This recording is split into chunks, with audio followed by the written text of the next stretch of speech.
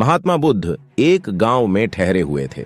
वे प्रतिदिन शाम को वहां पर सत्संग करते थे।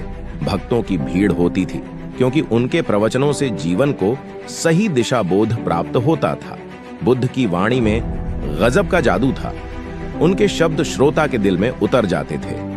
एक युवक प्रतिदिन बुद्ध का प्रवचन सुनता था।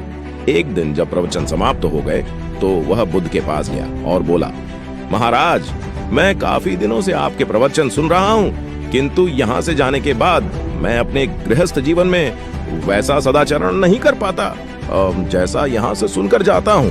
इससे सत्संग के महत्व पर शंका भी होने लगती है। बताइए मैं क्या करूं? बुद्ध ने युवक को बांस की एक टोकरी देते हुए उसमें पानी भरकर लाने के लिए कहा।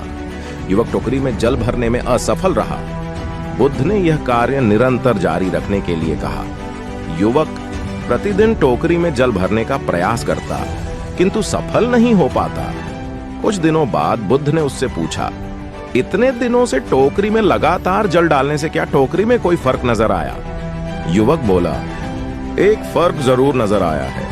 पहले टोकरी के साथ मिट्टी जमा होती थी, अब वह साफ दिखाई देती है। कोई गंदगी नहीं दिखाई देती है और इसके छेद पहले जितने बड़े नहीं रह गए, वे बहुत छोटे हो गए हैं। तब बुद्ध ने उसे समझाया, यदि इसी तरह उसे पानी में निरंतर डालते रहोगे तो कुछ ही दिनों में ये छेद भूल कर बंद हो जाएंगे और टोकरी में पानी भर पाओगे। इसी प्रकार जो निरंतर सत्संग करते हैं उनका मन एक दिन अवश्य निर्मल हो जाता है। अवगुणों के छिद्र भरने लगते हैं और गुणों का जल भरने लगता है।